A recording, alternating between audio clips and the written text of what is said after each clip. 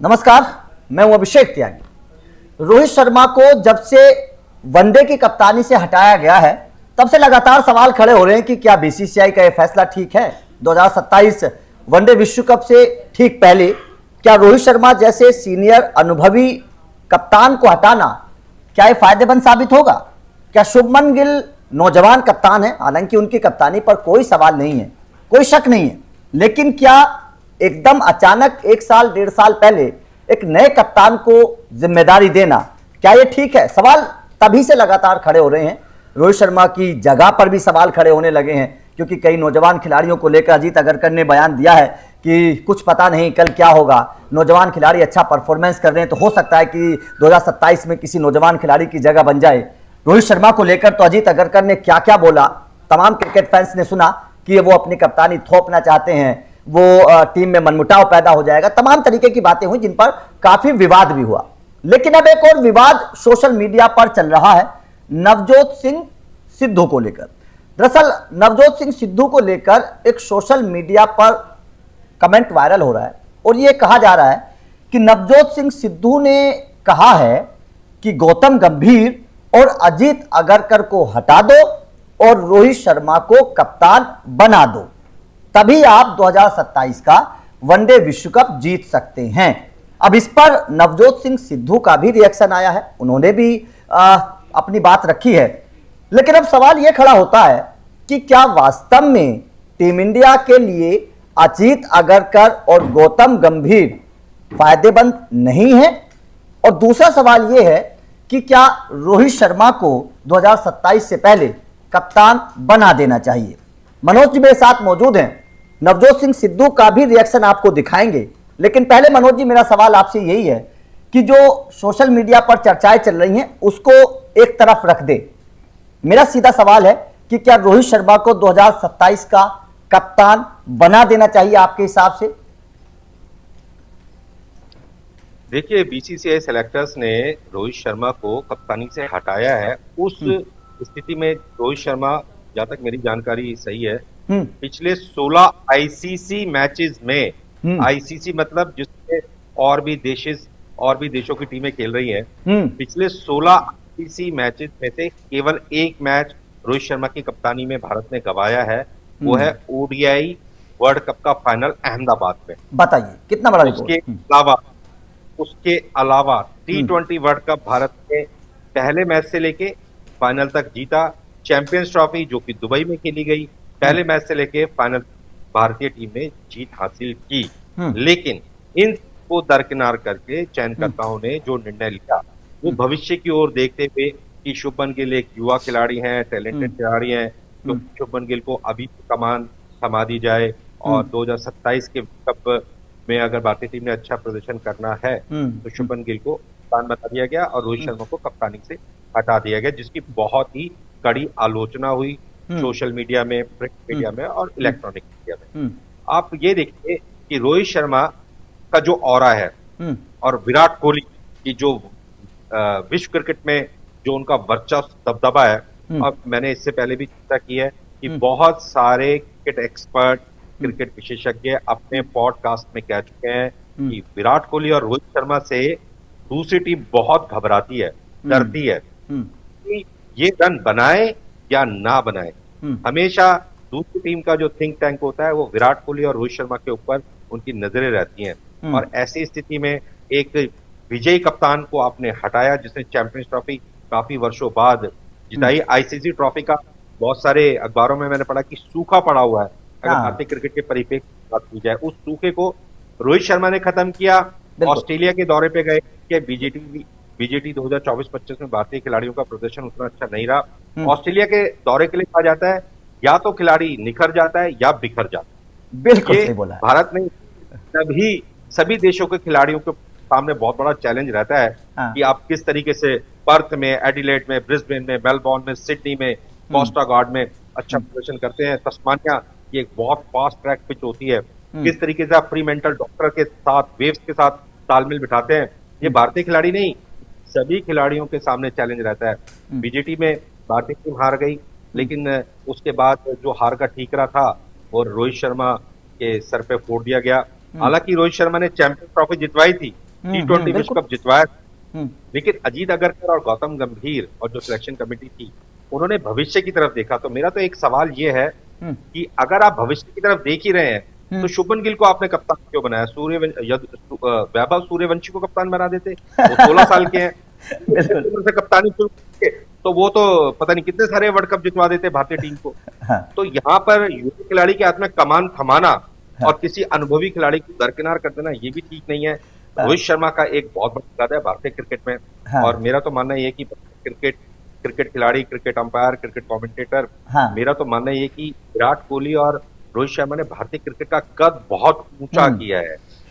Following है, विराट कोहली एक Ranji trophy match खेलते हैं तो अरुण जेटली स्टेडियम पूरी तरीके से भर जाता है, बिल्कुल सिर्फ विराट बिल्कुल कोहली को बिल्कुल। देख। हम्म रोहित शर्मा रणजी ट्रॉफी मैच खेलते हैं, वानखेड़े स्टेडियम पूरी तरीके से भर जाता है। तो हम्म रोहित शर्मा का बहुत बड़ा कद है।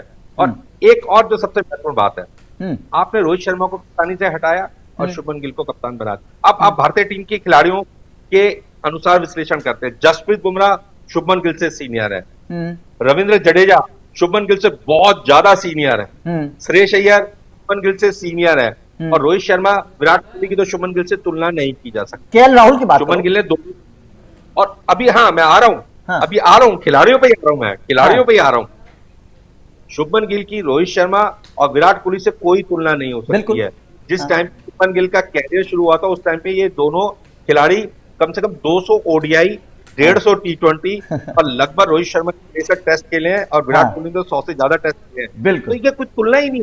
हाँ। आपने एक ऐसे खिलाड़ी को कप्तान बना दिया, और जो सबसे महत्वपूर्ण बात ये रहती है, हाँ। जब टीम के अंदर बहुत सारे सीनियर खिलाड़ी होते हैं, हाँ। तो वो जो तालमेल बनता है ना कप्तान और खिलाड़ियों के बीच में, शुभमन गिल की भी हिम्मत नहीं है रोहित शर्मा विराट कोहली को कुछ बोलने की, हाँ। जसप्रीत बुमराह को कुछ बोलने की, रविंद्र बिल्कुल। जडेजा को कुछ बोलने की। बिल्कुल। और ये भी खिलाड़ी ऐसे नहीं कि शुभमन गिल से जाकर के बतौर कप्तान की थोड़ा सा रिस्पेक्ट वाली बात हो रहती है। टीम का हाँ, कप्तान है, हाँ। टीम के ग्राउंड में बड़ी चीजें नॉर्मल दिखाई देती हैं, हाँ। लेकिन जब एक बहुत सीनियर खिलाड़ी किसी जूनियर खिलाड़ी के अंडर में खेल रहा होता है, हाँ। तो वो जो एक स्वाद होता है ना, जो बॉडी लैंग्वेज होती है, हाँ। वो अपने पहले ओडीआई में देख लिया है हाँ। किस तरीके से भारतीय टीम खेल के मैदान में दिखाई दे रही थी। मनोज सर, एक सवाल और पिक्चर भी बोल खड़ा रही होता है। थी। एक सवाल और भी खड़ा होता है। ठीक है, चलिए आप कप्तान बना रहे हैं, पहले तो अगर कर बोलते हैं कि हमें तीनों फॉर्मेट का अलग अलग कप्तान बनाना है, फिर आप तीनों फॉर्मेट के एक ही कप्तान बनाने की प्लानिंग बनाने लगते हैं।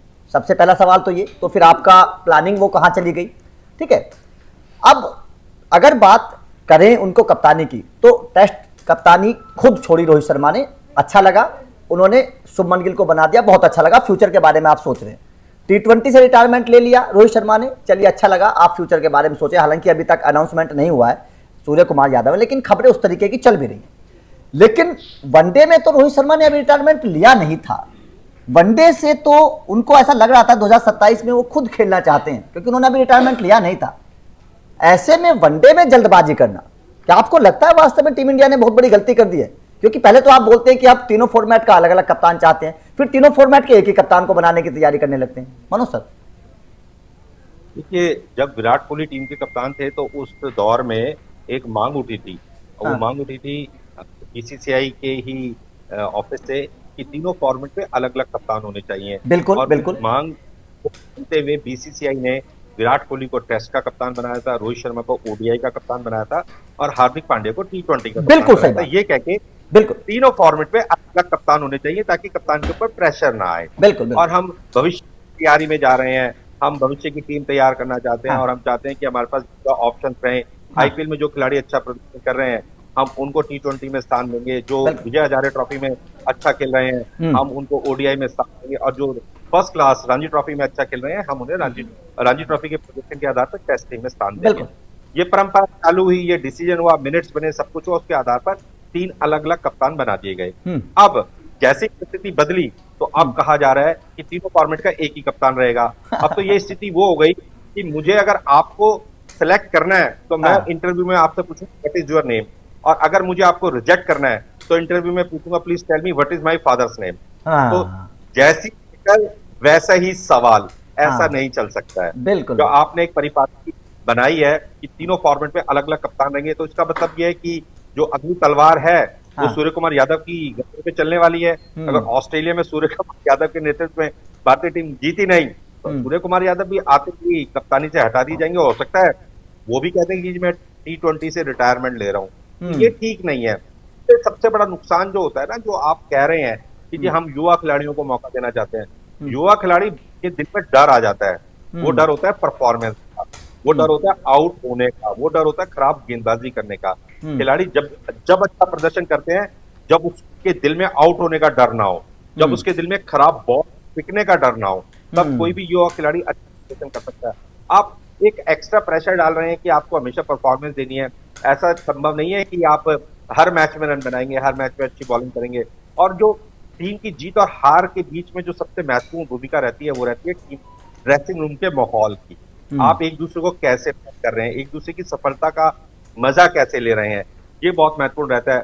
लेकिन जिस तरीके से सारा घटनाक्रम हुआ है, रविचंद्रन अश्विन 20 टूर में से वापस आ गए, विराट कोहली रोहित शर्मा से संन्यास ले लिया टेस्ट क्रिकेट से, फिर ओडीआई से रोहित शर्मा को हटा दिया गया, तो बहुत सारे सवाल हैं जिनके जवाब तो ढूंढने पड़ेंगे। सोशल मीडिया में तो बहुत कुछ लिखा जा ही रहा है, लेकिन मेरा मानना है कि रोहित शर्मा भारतीय क्रिकेट के एक बहुत ही सफल खिलाड़ियों में से एक रहे हैं। एक नहीं, दो नहीं, 3 डबल सेंचुरीज हैं, 3 डबल सेंचुरीज बिल्कुल बिल्कुल शर्मा के नाम।